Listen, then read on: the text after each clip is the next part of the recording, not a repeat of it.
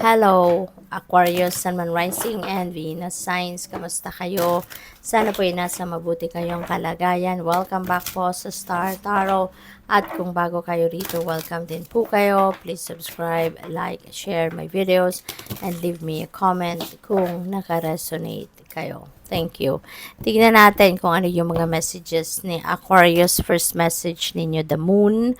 The moon is about intuition, ano? This is about dreams.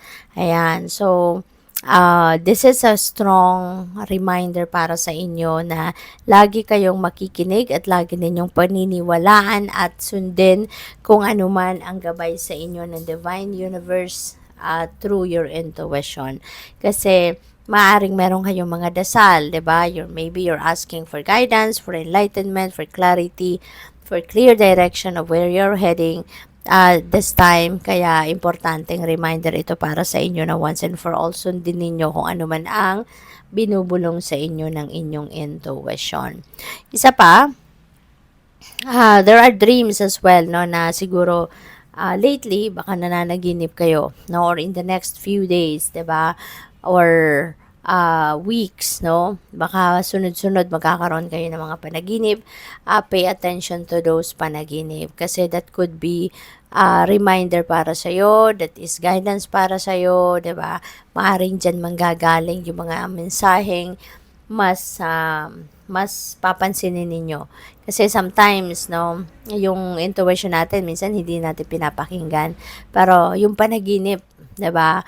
Malaki yung chance na mapansin ninyo ang message sa inyo ng universe through your panaginip. Kaya pansinin ninyo ito, okay? What else? We have Four of Swords. Ayan. There could be something talaga na baka something is bothering you. Baka merong pinoproblema ang iba sa inyo rito na kailangan ninyong pag-isipan. Kailangan ninyo na tawag dito, mapag-isa para makapag-isip, para wala munang istorbo sa inyo at makapag-focus kayo sa kung ano man ang mga bagay na dapat ninyong pag-isipan dito. Okay? Or baka may mga problema na dapat kayong solusyonan, something like that. Possible din na ang iba sa inyo dito, Aquarius, maybe you just need some rest. Baka pagod kayo, exhausted kayo, maybe napagod kayo dahil din sa okasyon, 'di ba? Na dumaan Christmas season, Christmas holidays. Busy siguro kayo, maraming ginawa, maraming celebration, party, ganon. Kaya ngayon, now is the time na para mag-recover muna kayo from that before you head towards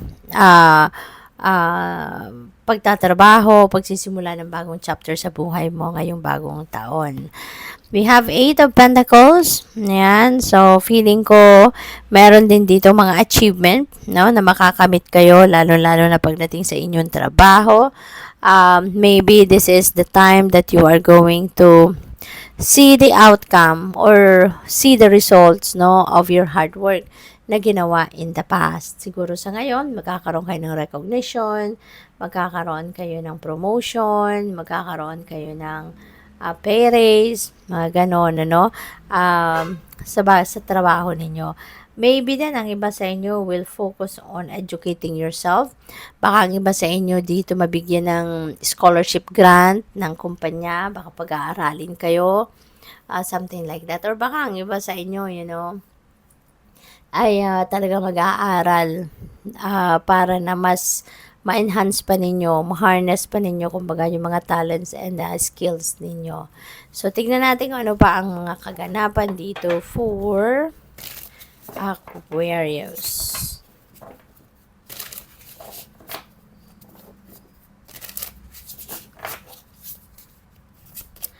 We have gratitude again. Ayan. So, you know what? There are siguro so many blessings that you have received, 'di ba, in the past at ngayon, no, recently, siguro marami pa din kayong mga na-receive na biyaya from the Divine Universe. Good things were happening in your life. Maaring ganon.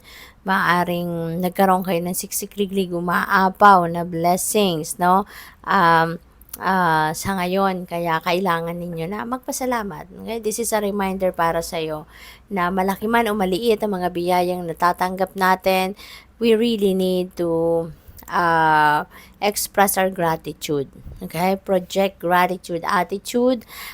Kasi, di ba, that is, a good way or beautiful way of acknowledging the blessings na binibigay sa atin ng Divine Universe. Marunong tayong magpasalamat, marunong tayong mag-thank you. At isa pa, yung gratitude, susi natin yan, susi natin yan sa pinto para mas marami pang ibibigay sa atin ang Divine Universe. When you know how to be grateful, mas marami pang biyaya, mas marami pang blessings ang ibibigay sa'yo ng Divine.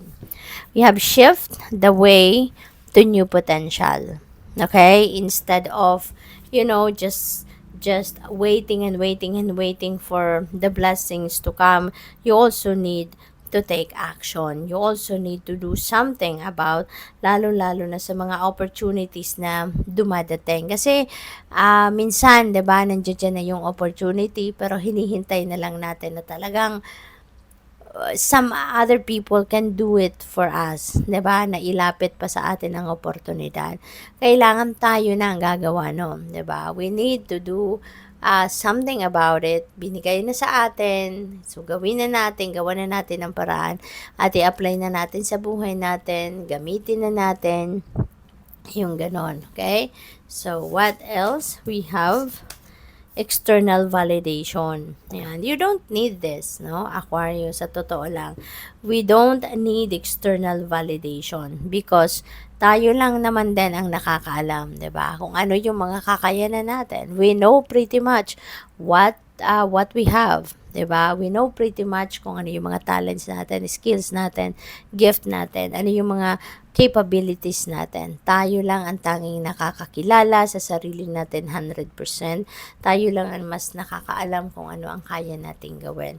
'Di ba? Kaya hindi natin kailangan, no, yung external validation. We don't need approval of other people kasi tayo lang ang mas nakakakilala sa sarili natin. Alam natin kung ano ang makakatulong sa atin, alam natin kung ano yung galing natin, 'di ba? Anong pwede nating gawin para umasenso tayo, yung ganon. So we don't need an approval, 'di ba, from other people. Kasi alam mo, your soul knows, 'di ba, kung anong makakabuti sa iyo, anong makakapagpasaya sa iyo, yung ganon. No? Kasi kung ano man kung alam man ang alam ng ibang tao about you, it's just very superficial. 'Di ba? Kung ano lang nakikita nila sa panlabas, yun lang ang makikita, yun lang ang mai-judge nila sa'yo. Pero, yung pang-ilalim, no, sa kaibuturan ng inyong puso, kayo lang yung mas nakakaalam sa kung ano ang gusto ninyo, kayo lang nakakaalam sa kung ano pa ang kaya ninyong gawin. Okay? Kaya wag mong hintayin, no, na i-approve ka pa ng ibang tao. Wag mong hintayin na i-validate ka pa ng ibang tao because you know in yourself kung ano ang kaya mo. Okay? Good luck. Thank you for watching. Love and light. Namaste.